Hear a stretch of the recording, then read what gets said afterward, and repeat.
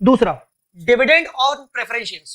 Preference shares के ऊपर का डिविडेंड का क्या होगा? यहां पर ना सबसे पहले तो ऑलवेज अज्यूम आएगा, अज्यूम, यहां पर एश्योर लिख दिया गया है, ये अज्यूम आएगा। Always assume that preference dividend is declared and payable at balance sheet date. सबसे पहले तो हमेशा याद रखना, बैलेंस देखो, प्रेफरेंस शेयर्स अगर सब्सिडरी कंपनी की बुक्स में दिए हुए हैं और उसका अगर परसेंटेज ऑफ डिविडेंड लिखा हुआ है तो आप हमेशा मानना कि वो क्यूमुलेटिव नेचर के हैं, और अगर वो क्यूमुलेटिव नेचर है तो डेफिनेटली हमें बैलेंस शीट डेट पर डिविडेंड पेबल दिखाना पड़ेगा। बैलेंस शीट डेट पर डिविडेंड पेबल दिखाना पड़ेगा, मतलब डेफिनेटली हमें बैलेंस शीट डेट पर, बैलेंस शीट में, सब्सिडरी कंपनी की बैलेंस शीट में या तो ऑलरेडी वो डिविडेंड दिख रहा होगा। सब्सिडरी कंपनी की बैलेंस शीट में मुझे लग रहा है कि थोड़ा सा ये हो सकता है आपको थोड़ा सा अजीब सा लग रहा होगा, क्योंकि कहीं ना कहीं इसके ऊपर कोई क्वेश्चन नहीं है इंस्टीट्यूट की बुक में, बट मैं इसलिए थोड़ा सा स्लो जा रहा हूं, इसलिए मैंने कहीं ना कहीं इस पूरे प्रेफरेंस शेयर को एक पेज में इकट्ठा कवर किया है। तो आप मेरी बात को प्लीज थोड़ा सा धीरे धीरे समझने की कोशिश करें। अगर प्रेफरेंस शेयर, अगर प्रेफरेंस शेयर सब्सिडरी कंपनी की बुक्स में दिख रहा है तो हमेशा मान के चलिएगा कि वो क्यूमुलेटिव नेचर का होगा, मतलब उसका हमें डिविडेंड पे करना पड़ेगा।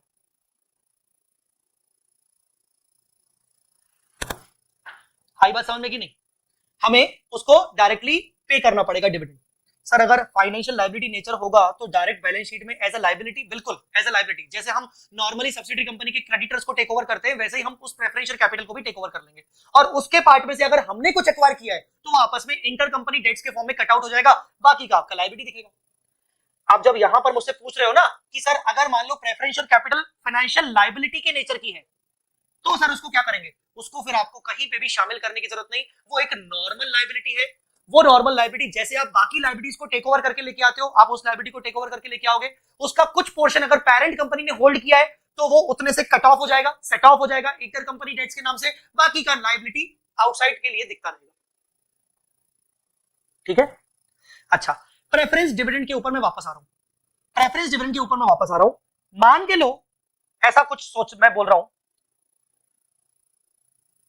1 अप्रैल 31 मार्च, 1 अप्रैल 31 मार्च, यहां पर 31 मार्च को मुझे कंसोलिडेशन करना है।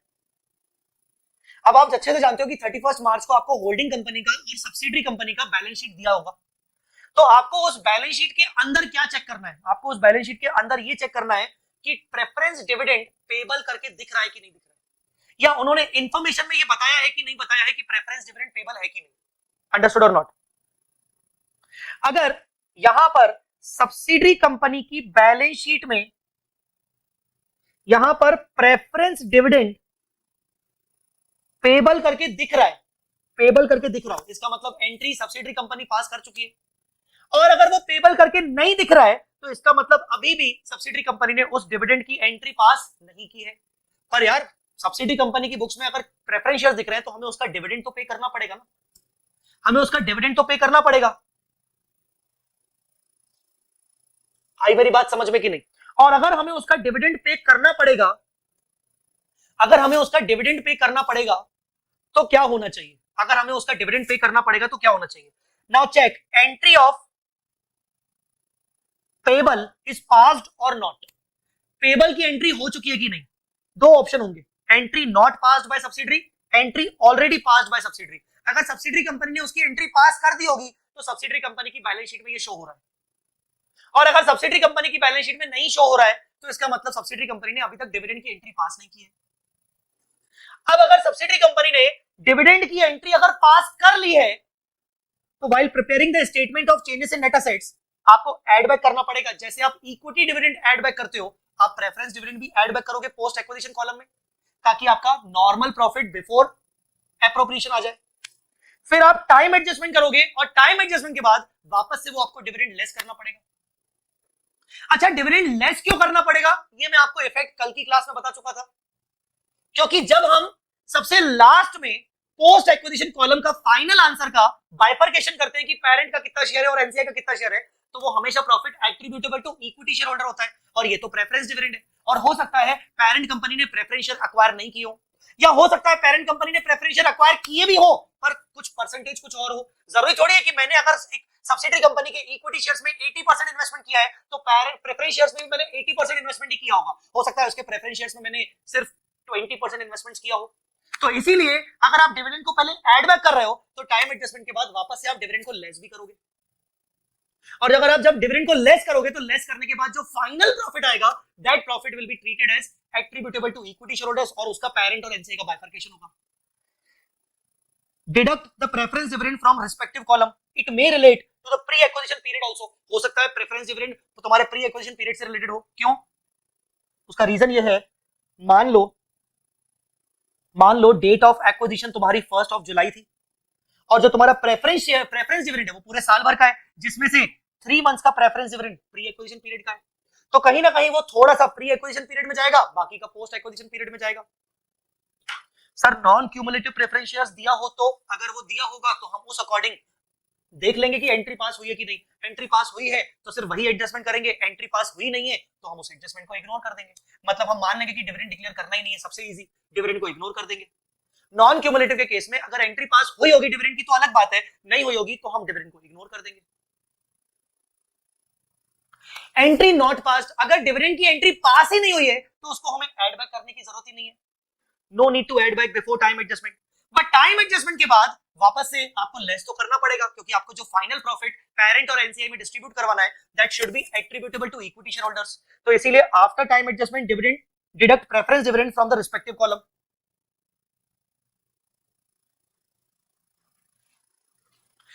रिस्पेक्टिव कॉलम मतलब प्री एक्विजिशन कॉलम और पोस्ट एक्विजिशन कॉलम, दोनों कॉलम में से आपको लेस करना पड़ेगा. आई बात समझ में? It may relate to the pre acquisition period also. After deduction of preference dividend, calculate the parent share, NCI share based on the equity holding percentage only. तो एक बार आपने डिविडेंड माइनस कर दिया प्रेफरेंस का, तो जो प्रॉफिट बचेगा उस प्रॉफिट का आप एनसीआई और पेरेंट का शेयर निकालोगे based on equity pattern, equity का जो होल्डिंग परसेंटेज है. ठीक है, इक्विटी का जो होल्डिंग परसेंटेज है. आई मेरी बात समझ में कि नहीं? आई मेरी बात समझ में कि नहीं? जल्दी बोलो, क्लियर हुआ कि नहीं? मैं आपको इसके ऊपर एक एग्जांपल करवा दूंगा, टेंशन मत लो. मैं आपको इसके ऊपर एक बहुत ही प्यारा सा एग्जांपल करवा दूंगा अभी थोड़ी देर में. लास्ट पॉइंट पे आते हैं, फिर मैं एग्जांपल डिस्कस करूंगा आपके साथ. एग्जांपल करना चाहोगे कि नहीं? बिना एग्जांपल के आप बोल रहे हो कि छोड़ो सर, क्या एग्जाम में आएगा ही नहीं सर. देखो मुझे यही लग रहा था, एक बच्ची ने पूछ भी लिया, रुद्रा ने, सर एग्जाम में आएगा क्या? देखो बेटा, मैं ना पेपर सेट नहीं करता हूं, मैं टीचर हूं और टीचर की आदत क्या होती है, मतलब प्रैक्टिकली टीचर हमेशा यही कोशिश करता है कि वो कुछ ना छुड़वाए. तो बेटा मैं रिस्क थोड़ी लूंगा. मैं आपको ये बोल दूं कि बेटा नहीं आएगा छोड़ दो, तो आप ही बोलोगे कि सर आपने फिर चार्ट बुक में कवर ही क्यों किया, है ना?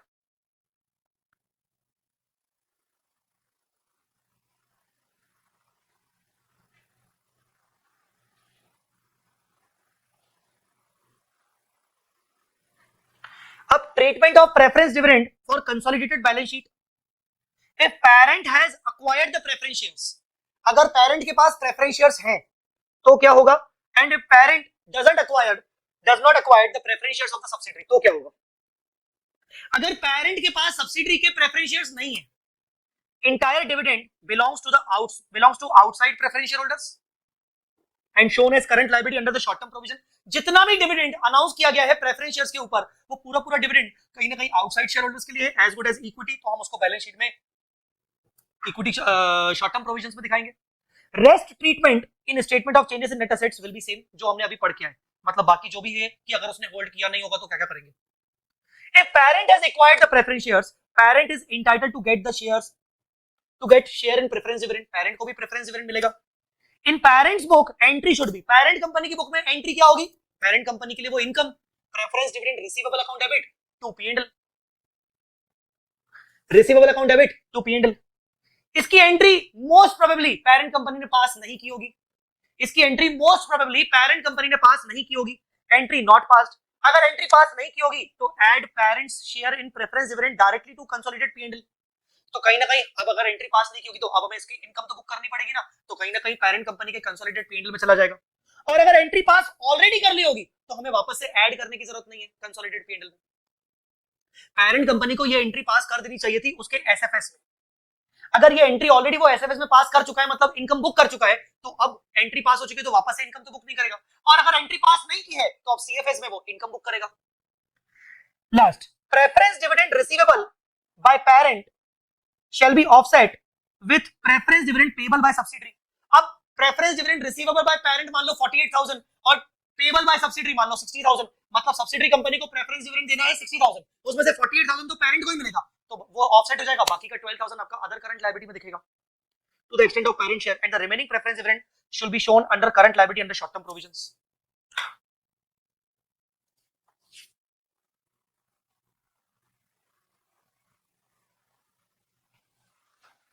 ठीक है, अब एक काम करते हैं, अब इसको हम, मुझे पता है तुम लोग घंटा को समझ रहे हो, तुम लोग बोल रहे हो घंटा सर समझ ही नहीं आ रहा, आप अपना इमेजिनेशन करवा रहे हो, पर सर हम इमेजिन नहीं कर पा रहे, तो सर एक ना एग्जाम्पल दे दो, लिखो एग्जाम्पल, लिखो example, balance sheet of subsidiary 31 मार्च 22, मैं ना टी शेप बैलेंस शीट बना रहा हूं, चिल्लाना मत। Equity capital 10 lakh, 10% preferential capital 1 lakh, 12% preferential capital 2 lakh, reserves and surplus 5 lakh, liabilities 10, 3, 5, liabilities 7 lakh, total मिला के 25 लाख, असेट्स 25 लाख। ये सब्सिडरी कंपनी की बैलेंस शीट।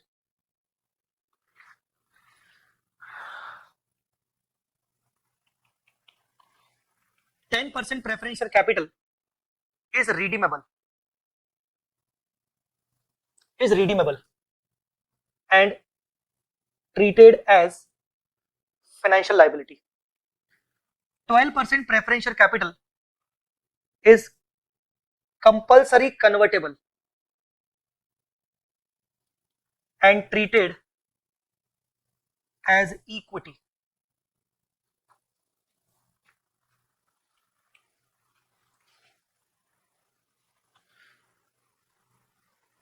ठीक है, उसके बाद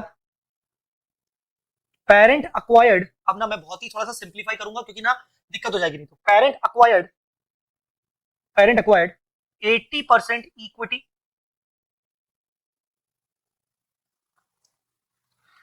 30% in both preference shares of subsidiary. मैं कोशिश कर रहा हूं कि मैं हर एक चीज कवर करूं, alright. Dividend on both preference shares is declared on 31st March 22, but entry not yet passed.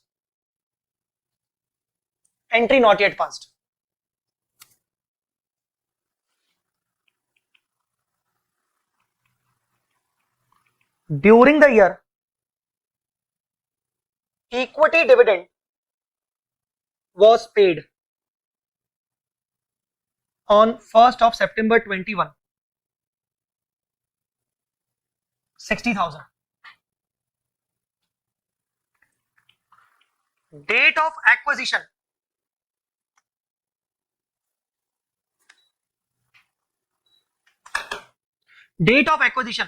चलो तुम लोग बोलो डेट ऑफ एक्विजिशन क्या रखूं, तुम लोग बोलो डेट ऑफ एक्विजिशन क्या रखूं, तुम लोग बोलो क्या रखूं, 1 अप्रैल की 1 जुलाई, दो ऑप्शन दे रहा हूं, 1 जुलाई, चलो 1 अप्रैल की 1 जुलाई, चलो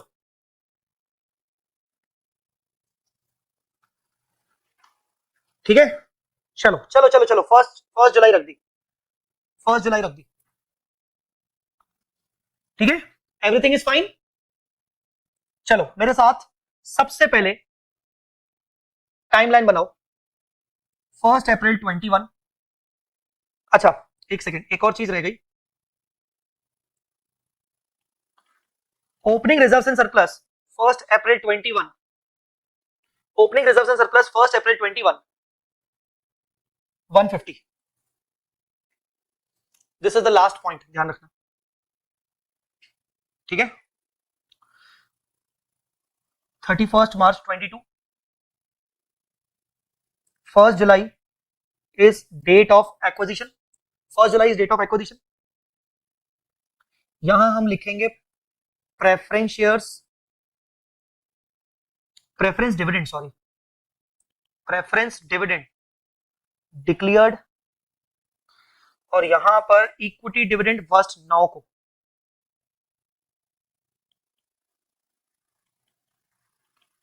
equity dividend paid 60,000. Clear? Date of acquisition. अच्छा, इक्विटी में हमारा इन्वेस्टमेंट कितना है? 80%. 80% इक्विटी, 80% इक्विटी, 30% इन प्रेफरेंस. अब हम एक एक करके समझते हैं. अच्छा, कॉस्ट भी लिख लेते हैं, एक बच गई लाइन, कॉस्ट भी लिख लेते हैं.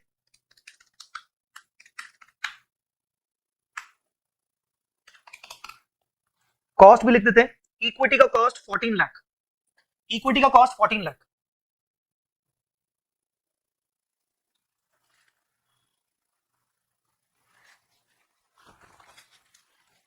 अच्छा, 30% in both preference shares of subsidiary, cost 10% preference shares, cost 12% preference shares. कितना कितना है? 10% और 12%, 30% है ना, कुछ भी कर दो वैसे. 10% 32,000, 12%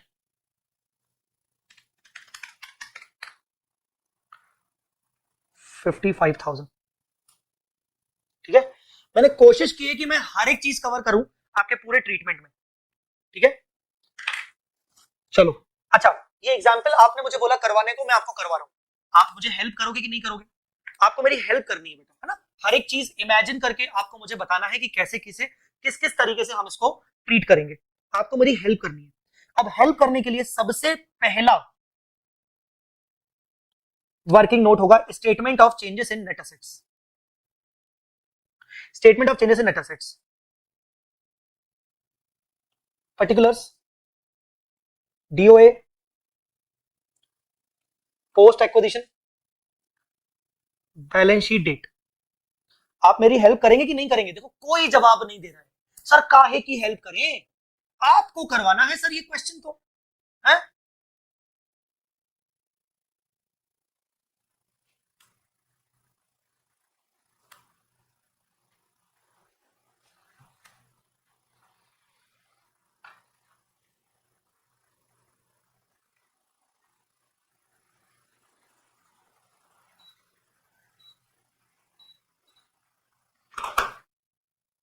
चलो, सबसे पहले मुझे ये बताओ इक्विटी शेयर कैपिटल कितना है? 10 लाख. रिजर्व्स एंड सरप्लस कितना है? 5 लाख और 150. तो ये 150 और 5 लाख.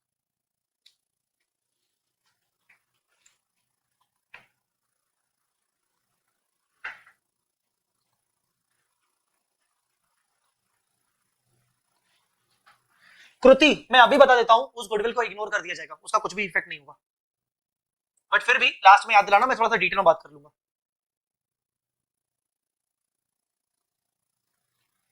हाँ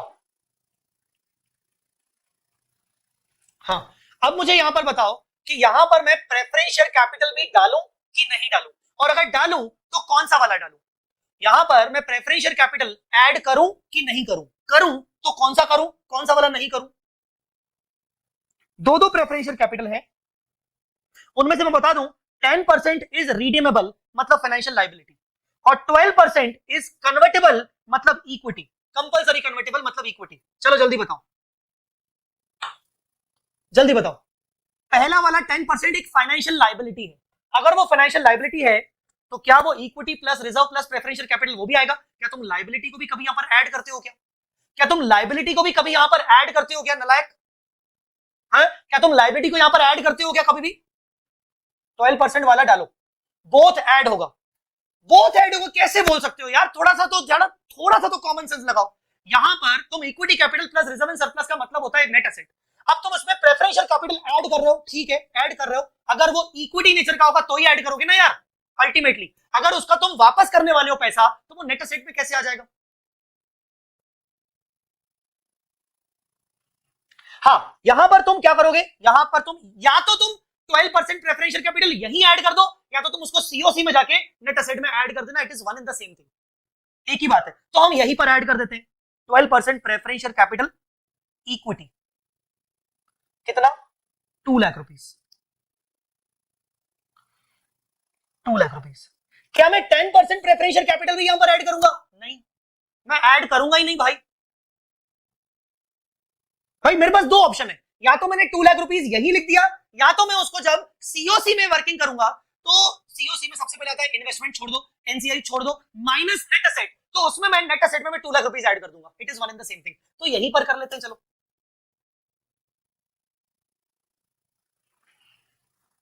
अब मुझे बताओ कि 10% प्रेफरेंशियल कैपिटल तो यहां पर नहीं आया, ठीक है ना? क्यों? क्योंकि वो एक लायबिलिटी है। क्या तुम कभी क्रेडिटर को यहां पर लेके आते हो क्या? क्या कभी तुम लोन को यहां पर लेके आते हो क्या? तो 10% प्रेफरेंशियल कैपिटल भी तो तुम्हारा एक तरीके से लोन है ना, क्योंकि तुम्हें रिडीम करना है, तो तुम यहां पर नहीं लेके आओगे उसको। हाँ, पर जो डिविडेंड पे किया है वो तो डेफिनेटली डिडक्ट करेंगे, सही बात है। अब मुझे बताओ 1 lakh 10 lakh 150 2 lakh, this is 1350, this is 350, 1350 350, balance sheet पे छोड़ दो, हटाओ उसको, ठीक है। अब मुझे बताओ यहां पर ऐड बैक करना पड़ेगा इक्विटी डिविडेंड। इक्विटी डिविडेंड में जब जैसे यहां पर ऐड बैक करूंगा, क्योंकि मैंने equity dividend during the year पे किया था, वापस आ जाओ, ये देखो मैंने during the year equity dividend pay किया था। सर आपने ड्यूरिंग द ईयर क्या प्रेफरेंस डिविडेंड पे नहीं किया था क्या?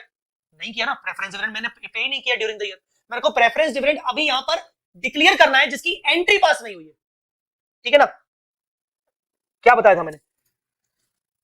But entry not yet passed. अब मुझे बताओ अगर मैंने एंट्री पास नहीं की है तो क्या मुझे यहां पर प्रेफरेंस डिविडेंड भी ऐड बैक करना चाहिए क्या? यहां पर मुझे क्या प्रेफरेंस डिविडेंड भी ऐड बैक करना चाहिए क्या? कर दूं क्या ऐड बैक प्रेफरेंस डिविडेंड? कर दूं 10% 10,000, 1 लाख का 10,000 और 12% 2 लाख का 24,000 ऐड कर दूं इधर? हाँ कर दूं ऐड?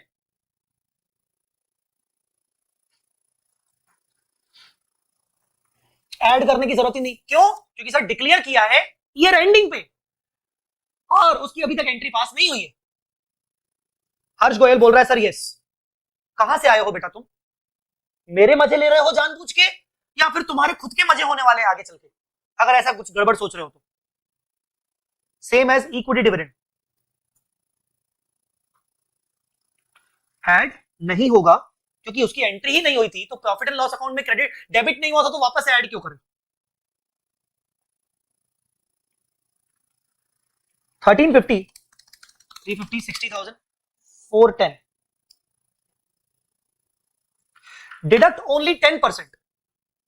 ये कह रहा है डिडक्ट करो वो भी 10%। चलो देखते हैं, चलो देखते हैं। जब एंट्री पास ही नहीं है तो पेंडल और बैंक पे इफेक्ट नहीं होगा, इसलिए ऐड नहीं करेंगे, ठीक है ऐड नहीं करेंगे। अब क्या करेंगे? अब करेंगे टाइम एडजस्टमेंट। अब जब टाइम एडजस्टमेंट करेंगे तो 410 का टाइम एडजस्टमेंट करो, 410 इंटू 3/12,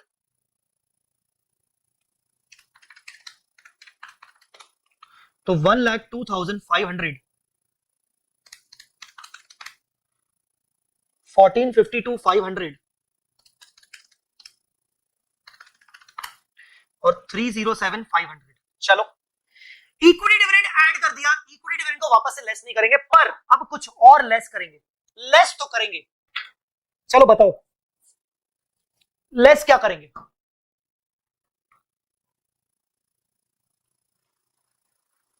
लाइबिलिटी है तो इंटरेस्ट डिडक्ट करना पड़ेगा ना, तो कर रहे हैं ना डिडक्ट, कर रहा हूं ना। अब लाइबिलिटी है वो फाइनेंशियल लाइबिलिटी, तो इंटरेस्ट तो माइनस करना पड़ेगा।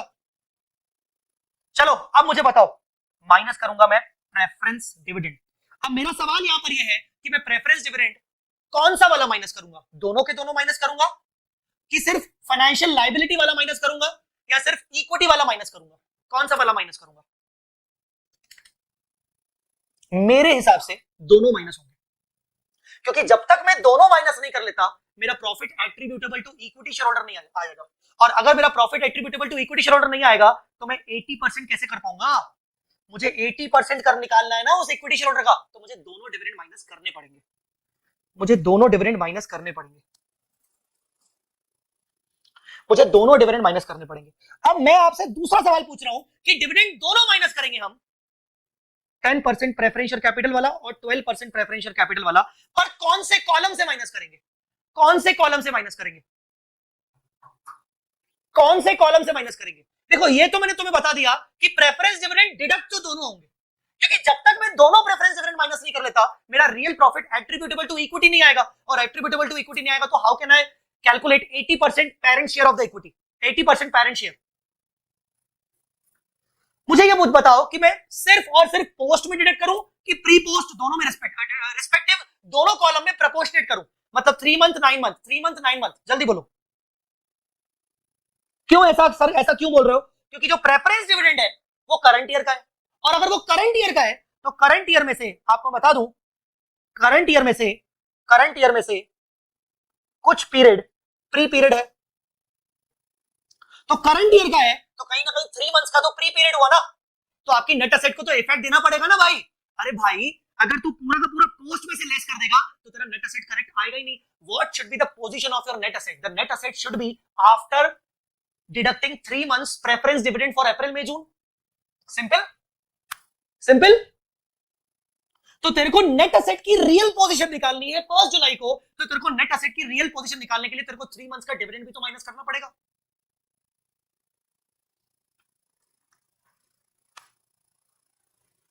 नहीं तो तेरे 100% नेट एसेट्स की position as on date of acquisition कैसे आएगी? समझ आ रहा है कि नहीं? कॉन्सेंट्रेशन मेरा नेट एसेट पर है, मेरे इस वर्किंग नोट का नाम ही statement of changes in net assets है।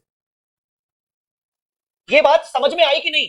अगर मैं पूरा का पूरा डिविडेंड पोस्ट में ले जाऊंगा तो गलत है ना, क्योंकि डिविडेंड पूरे 12 महीने का है, 12 महीने में से अप्रैल मई जून तो तुम्हारे प्री एक्विजिशन पीरियड में आ रहे हैं, और अगर वो तुमने माइनस किया तो नहीं किए तो तुम्हारे नेट एसेट तो अफेक्ट कर जाएंगे ना। नेट एसेट की पोजीशन तो आफ्टर प्रेफरेंस डिविडेंड होनी चाहिए ना बेटे। समझ पा रहे हो कि नहीं? तो 3000 7000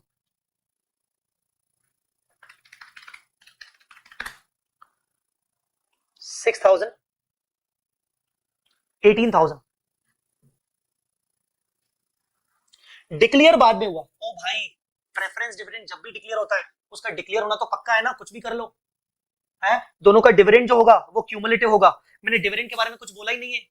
डिक्लेयर जब हुआ उस टाइम का एक्सपेंस, प्रेफरेंस डिविडेंड को कभी भी इक्विटी डिविडेंड के जैसा मत बनाओ। इक्विटी डिविडेंड ये होता है कि बाद में डिक्लेयर हुआ तो बाद में एक्सपेंस हुआ, ऐसा केस प्रेफरेंस वालों के साथ नहीं होता है। प्रेफरेंस डिविडेंड हमेशा क्यूमुलेटिव होता है, तो पूरे साल भर का एक्सपेंस होता है, हमें उसका प्रोपोर्शनेट करना ही पड़ेगा टाइम एडजस्टमेंट। सॉरी ये कुछ और है क्या? 2500 7500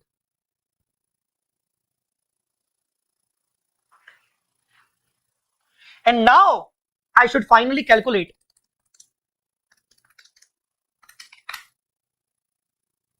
1444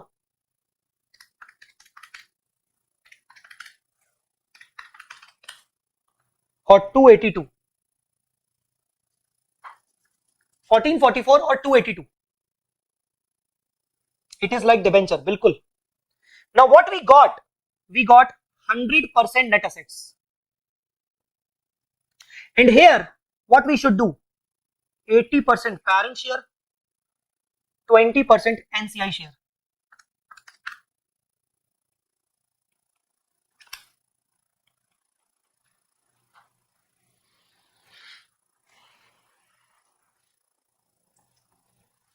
now tell me what will be the effect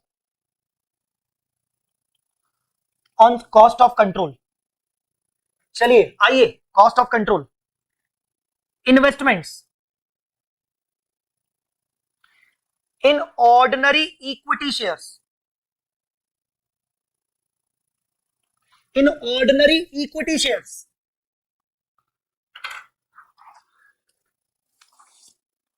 in ordinary equity shares investment कितने थे? इन्वेस्टमेंट तुम्हारे ऑर्डिनरी इक्विटी शेयर्स में कितने थे? 14 लाख। अब मैं तुमसे सवाल ये पूछ रहा हूं, 14 लाख ना? हाँ हाँ। इन्वेस्टमेंट में और क्या आएगा?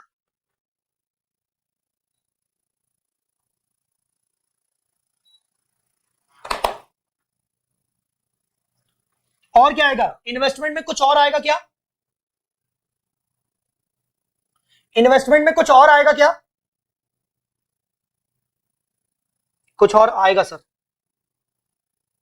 कुछ और आएगा सर। इन 12%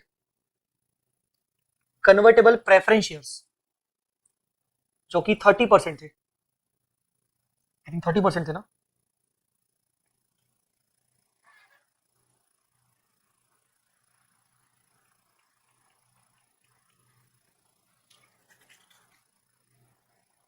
बोलिए।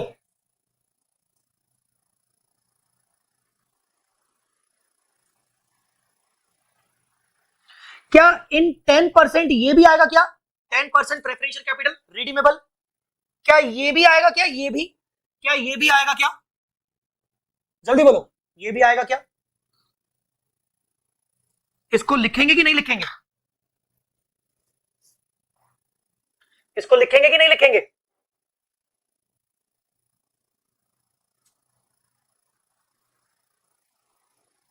इसको नहीं लिखेंगे क्योंकि ये तो एक फाइनेंशियल लायबिलिटी है। तो टोटल हो गया 14,55,000, 14,55,000। अच्छा, plus non controlling interest, NCI, NCI non controlling interest as on date of acquisition. अब non controlling interest as on date of acquisition क्या है? उसके लिए वर्किंग नोट नंबर 3, एनसीआई। मान लो प्रपोर्शनेट नेट असेट्स से कर रहे हैं सिंप्लीफाइड करने के लिए। चलो बताओ, तुम्हारे नेट असेट्स कितने हैं?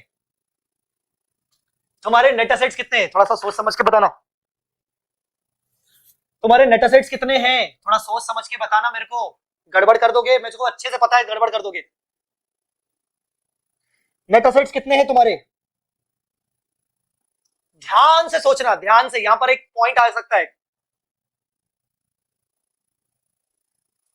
तुम्हारे नेट असेट्स कितने हैं? सर नेट असेट्स हैं हमारे 14,44,000।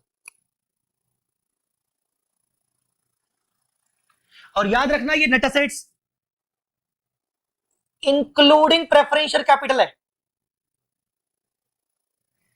तुम क्या डायरेक्ट इसका 20% कर सकते हो क्या? क्योंकि एनसीआई 20% है ना इक्विटी में, तो डायरेक्ट तुम इसका 20% कर सकते हो क्या? सोचो, क्या तुम इसका डायरेक्ट 20% कर सकते हो क्या? क्या तुम इसका डायरेक्ट 20% कर सकते हो क्या?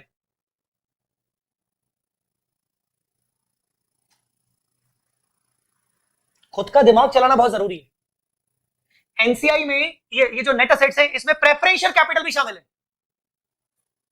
सबसे पहले क्या करना पड़ेगा, इसके दो हिस्से, इसके दो हिस्से, 2 लाख प्रेफरेंशियल कैपिटल, 12,44,000 इक्विटी। इसमें एनसीआई का 70% है बॉस, और इसमें एनसीआई का 20% है बॉस। तो 1,40,000 और 12,44, 248,800, ये हो गया 388,800। This is NCI as on date of acquisition. Sir NCI का 70%, एनसीआई यहां पर 70 क्यों निकाला? क्योंकि तुम जब सीओसी बना रहे हो तो सीओसी में इन्वेस्टमेंट्स तुम प्रेफरेंस वाला 30 ले रहे हो, प्रेफरेंस वाला 30 ले रहे हो। तो यहां पर एनसीआई को देखो क्या करेंगे, मैं एनसीआई की वर्किंग यहां पर भी कर सकता हूं। Net assets equity 20% and preferential capital 70%। भाई ऊपर अगर इन्वेस्टमेंट 80 है तो नीचे एनसीआई 20 है, ऊपर अगर इन्वेस्टमेंट 30 है तो नीचे एनसीआई 70 है। 140 और 248 800 388 800 ये ऐड हो जाएगा।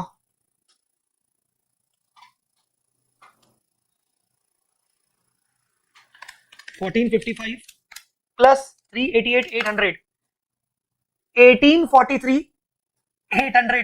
तुम लोग कॉन्सेंट्रेट करो, पहले क्वेश्चन कंप्लीट होने दो, पहले कॉन्सेंट्रेट कर जाए। आ गया माइनस 100% नेट एसेट्स, और net assets you know all 14 क्या था net assets 1444।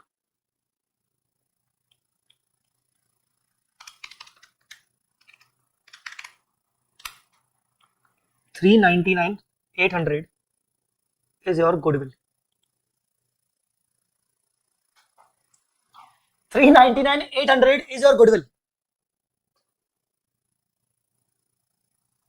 Sir equity dividend less करना पड़ेगा ना एनसीआई से उसका शेयर। बेटा वो तो तब करना पड़ेगा ना जब मैं एनसीआई को बैलेंस शीट डेट पर निकालूंगा। नलायक, मैंने अभी तक एनसीआई को डेट ऑफ एक्विजिशन पर निकाला है, अभी ये मेरी वर्किंग कंप्लीट नहीं हुई है, अभी मैं इसमें पहले पोस्ट एक्विजिशन प्रॉफिट ऐड करूंगा फिर डिविडेंड लेस करूंगा ना। भाई साहब रुक जाओ, थोड़ा सा संभल जाओ।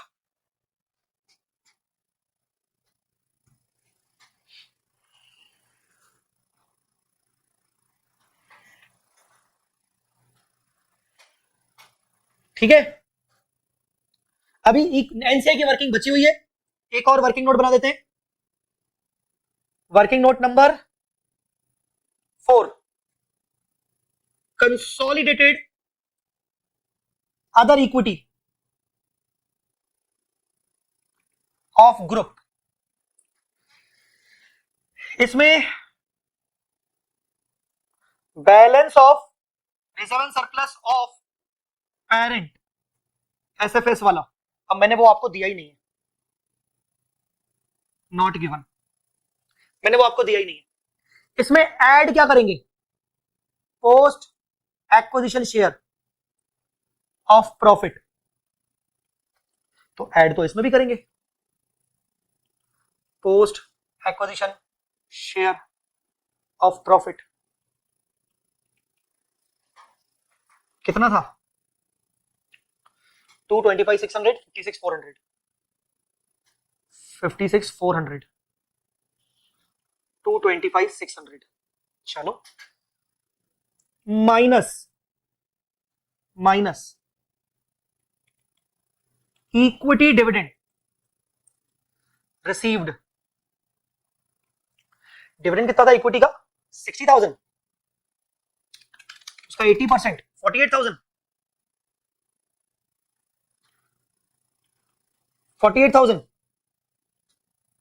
और इधर माइनस इक्विटी डिविडेंड रिसीव्ड 12,000।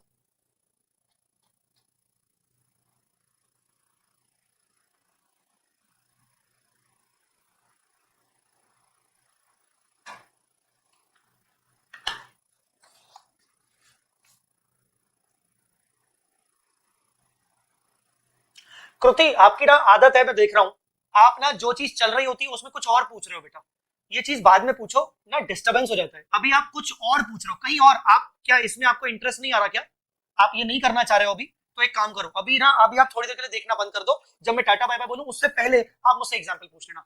क्या होता है बेटा, बहुत गड़बड़ हो जाती है, कॉन्सेंट्रेशन भंग हो जाता है, देखना पड़ता है कि अच्छा बच्चे ने डाउट क्या पूछा, फिर देखता है अरे यार ये डाउट तो कुछ और ही है। तो बेटा अगर कुछ और डाउट है तो आप वो बाद में पूछिए बेटा, प्लीज एक रिक्वेस्ट है ना, ऐसे मत करो आप, थोड़ा सा मैं भी उलझ जाऊंगा। This is not done actually. चलिए अभी प्रेफरेंस डिविडेंड की बात करते हैं, प्रेफरेंस डिविडेंड की बात करते हैं बेटा। प्रेफरेंस डिविडेंड आपने कहीं ना कहीं यहां से माइनस कर दिया। अच्छा प्रेफरेंस डिविडेंड को अकाउंट फॉर करने के लिए उसकी एंट्री क्या होती है, प्रेफरेंस डिविडेंड को अकाउंट फॉर करने के लिए उसकी एंट्री क्या होती है, कहीं ना कहीं उसकी एंट्री होती है P&L debit to dividend payable, यही होती है। तो जो आपको P&L डेबिट करना था, आप जानते हो आपने P&L डेबिट कर लिया, This is what you have debited P&L account. You have debited the P&L account. P&L debit to dividend payable. अब आपको dividend payable दिखाना है, तो आप कहां दिखाओगे? अब मैं आपसे ये पूछ रहा हूं कि मुझे प्रेफरेंस डिविडेंड को बैलेंस शीट में दिखाना है, तो मैं कैसे दिखाऊं?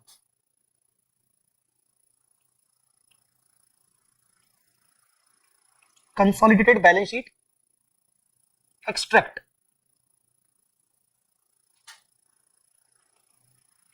लाइबिलिटी साइड में मैं करंट लाइबिलिटी में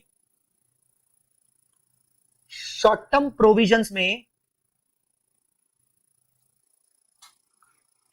10% डिविडेंड, 10% प्रेफरेंस डिविडेंड पेबल मुझे दिखाना है। मैं कितना दिखाऊं, मुझे समझ नहीं आ रहा। इसके अलावा लाइबिलिटी में, नॉन करंट लाइबिलिटी में 10% प्रेफरेंशियल कैपिटल फाइनेंशियल लाइबिलिटी, वो भी कुछ है। तो मैं आपसे पूछना चाह रहा हूं, मुझे बताओ क्या होगा। सबसे पहले तो प्रेफरेंस डिविडेंड था कितना? अगर मैं टोटल प्रेफरेंस डिविडेंड करूं तो 10 प्लस 24 34, तो प्रेफरेंस डिविडेंड टोटल था 34। टोटल प्रेफरेंस डिविडेंड 34 था, minus preference dividend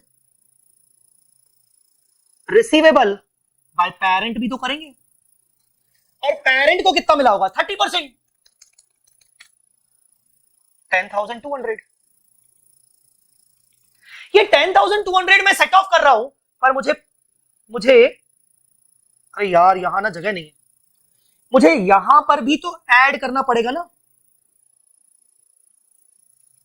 preference dividend receivable from subsidiary 10,200। आप जानते हो मैंने ये ऐड क्यों किया? एक मैंने इफेक्ट ग्रुप के P&L में दे दिया, और यहां से मैंने उसको सेट ऑफ कर दिया। बेसिकली वो रिसीवेबल था और ये इनकम हो गई। पहले मुझे ये बताएं कि आपको इसका ट्रीटमेंट समझ आया कि नहीं, 10,200 का और ये 10,200। अगर आपको ये लगता है कि 10,200 मुझे ये तो समझ में आ गया, ये नहीं आया, तो कहीं ना कहीं आप डेबिट बराबर क्रेडिट का इफेक्ट नहीं ले रहे हो। आप अपने माइंड में डेबिट बराबर क्रेडिट का इफेक्ट तो लो। एक तो अगर पेरेंट कंपनी को डिविडेंड इनकम बुक करनी होती तो पेरेंट कंपनी क्या एंट्री करती? आइए, पेरेंट कंपनी क्या एंट्री करती? पेरेंट कंपनी एंट्री करती dividend receivable account debit to P&L। तो वो टू P&L करती तो 10,200 उसके P&L का पार्ट बन जाता, और डिविडेंड रिसीवेबल आपके डिविडेंड पेबल से सेट ऑफ हो गया। भाई पेरेंट कंपनी डिविडेंड की एंट्री करेगी ना, और उसने एंट्री तो पास नहीं की है, उसने एंट्री तो पास की नहीं है, entry not passed in the SFS. जब एंट्री पास नहीं की तो add parents share in preference dividend directly in the consolidated profit and loss in सो की। सोचो, अगर पेरेंट कंपनी ने उसकी एंट्री अपने एसएफएस में नहीं की हुई है, तो पेरेंट को अब अपने कंसोलिडेटेड P&L में तो इनकम मानना पड़ेगा ना 10,200। सब चले गए, सब गुम हो गए। सर छोड़ो सर, क्या रखा है ऐसी चीजों में? सर नहीं सर, हम मान के चल रहे हैं कि सर ये क्वेश्चन ही नहीं आएगा। सर ऐसी मेहनत ही क्यों करनी, जो चीज पूछी ही नहीं जाएगी? क्या ही बोलूं मैं यार, क्या ही बोलूं मैं। तो 23,800।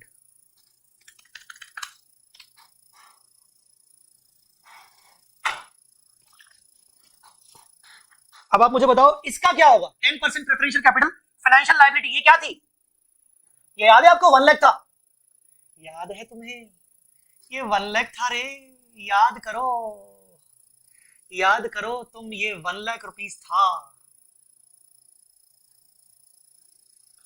याद करो, ये 1 लाख रुपीस था। इसका कुछ पार्ट किसने होल्ड किया हुआ है? इसका कुछ पार्ट पेरेंट ने होल्ड किया है 32,000 पे, वो भी।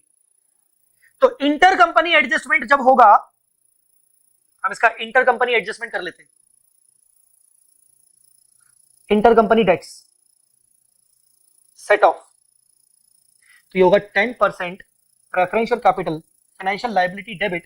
ये तो 30,000 से होगा, ये 30% था, to investment in preference 10% preference 32,000 था,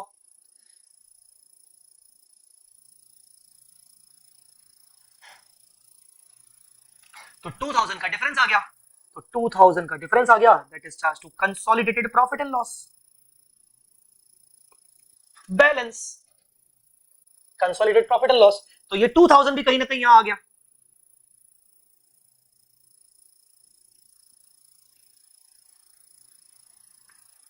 नेगेटिव, ये क्या करेंगे, minus loss on cancellation of debts, loss on cancellation of dates.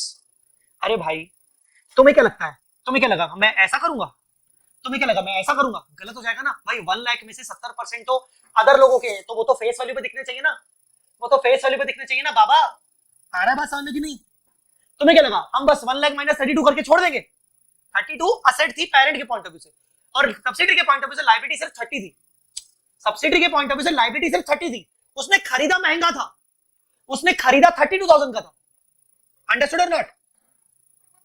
तो यहां पर हम शो करेंगे 70,000, यहां पर हम शो करेंगे 70,000। भाई पेरेंट कंपनी ने महंगा खरीदा था, जब सेट आउट हुआ तो 2000 का नुकसान बुक करना पड़ेगा पेरेंट कंपनी को। और सर 10,200 ऐड होगा ना? बिल्कुल ऐड होगा।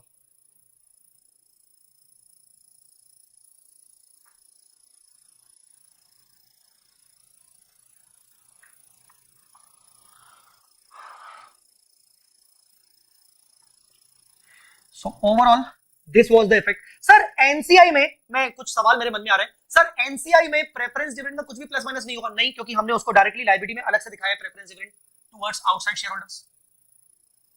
तो तुम्हारा फाइनल एनसीआई यहां निकल जाएगा, तुम्हारा फाइनल कंसोलिडेट अदर इक्विटी भी यहां निकल जाएगा। और कुछ छूट रहा है तो मुझे बता दो, और कुछ अगर मैं भूल रहा हूं या कुछ छोड़ रहा हूं तो मुझे बता दो।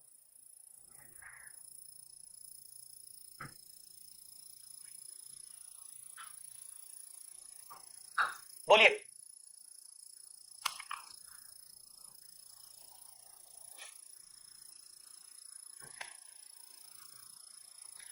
माइट भी हो सकता है मैं कुछ भूल रहा हूं, मेरे मेरे से कुछ, अगर कुछ आपको ऐसा लग रहा है कि कुछ मिस्टेक हुआ है, कुछ सिली मिस्टेक हुआ है, please do tell me, please do tell me.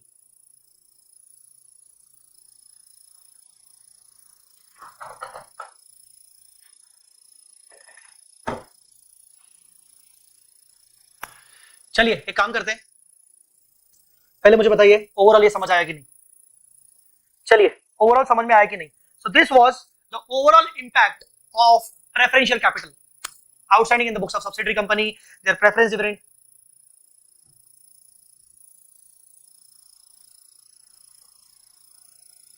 Sir कल ये चैप्टर कंप्लीट हो जाएगा? डोंट नो, कल तो वैसे भी छुट्टी है।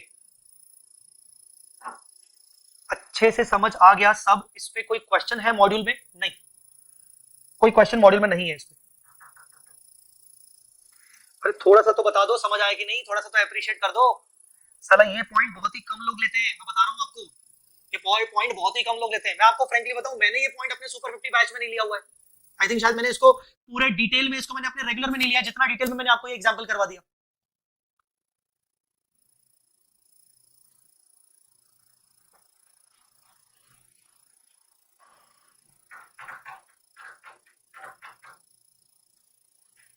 एनीवेज चलिए, तो हमारा यहाँ पर चार्ट रिवीजन बिजनेस कॉम्बिनेशन को हम यहीं पर पॉज करते हैं। हमारे चार्ट रिवीजन में अभी भी कुछ कुछ चीजें बची हुई हैं, ठीक है ना, like changes in the holding pattern, chain holding, reverse acquisition, common control business combination, loss of control इन 2 और मोर ट्रांजैक्शंस, और उसके बाद कुछ कुछ चीजें थ्योरेटिकल वाली, कुछ कुछ थ्योरेटिकल चीजें। सो ओल्ड सिलेबस में है ना? हाँ, ये वो चीज ओल्ड सिलेबस की थी, पर थोड़ी सी इस बार डिफरेंट है वो। चलो हमारी कोशिश रहेगी कि जो हम डे आफ्टर टुमारो, कल की क्लास नहीं है, कल की चार्ट रिवीजन नहीं है, डे आफ्टर टुमारो अगर मेरी कोशिश रहेगी कि मैं बाकी का पोर्शन कंप्लीट करूं, पर मुझे लगता है कि इतनी जल्दी कंप्लीट नहीं होगा। अभी 2 क्लासेस और लगेंगी, मैं आपको फ्रेंकली बताऊं, अभी 2 क्लासेस और लगेंगी, क्योंकि यार देखो 2-2 घंटे के हिसाब से ले रहा हूं यार, यहाँ पर यार कुछ समझना पड़ेगा यार। चलो आज मैं आपको कुछ भी होमवर्क नहीं दे रहा हूं, ठीक है ना। होमवर्क अगर चाहते हो तो बाकी का जो भी कंटेंट है बिजनेस कॉम्बिनेशन के चार्ट बुक का, आप वो कंटेंट अपने हिसाब से देख के आना, ताकि हम जल्दी रिवाइज कर सके। That's it. मैं अपनी तरफ से आपको सिर्फ यही होमवर्क दे सकता हूं, मैं आपको अपनी तरफ से सिर्फ यही होमवर्क दे सकता हूं। ये जिस जिसको फॉर्मेट देखना है वो फॉर्मेट देख ले।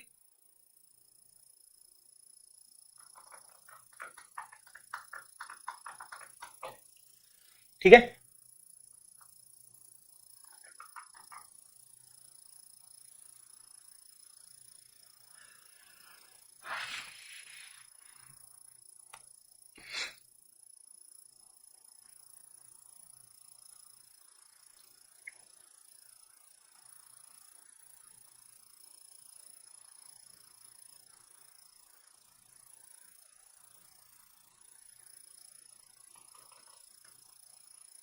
थोड़ा टाइम बढ़ाओ।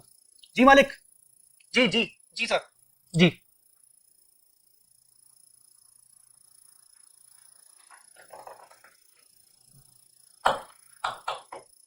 तुम्हारी एक ड्यूटी है, ये वाला लेक्चर प्रेफरेंस और ऑप्शन वाला बाकी सभी बच्चों में फैला दो, और 4 चीजें अपने दोस्तों से पूछ डालो इसके बारे में।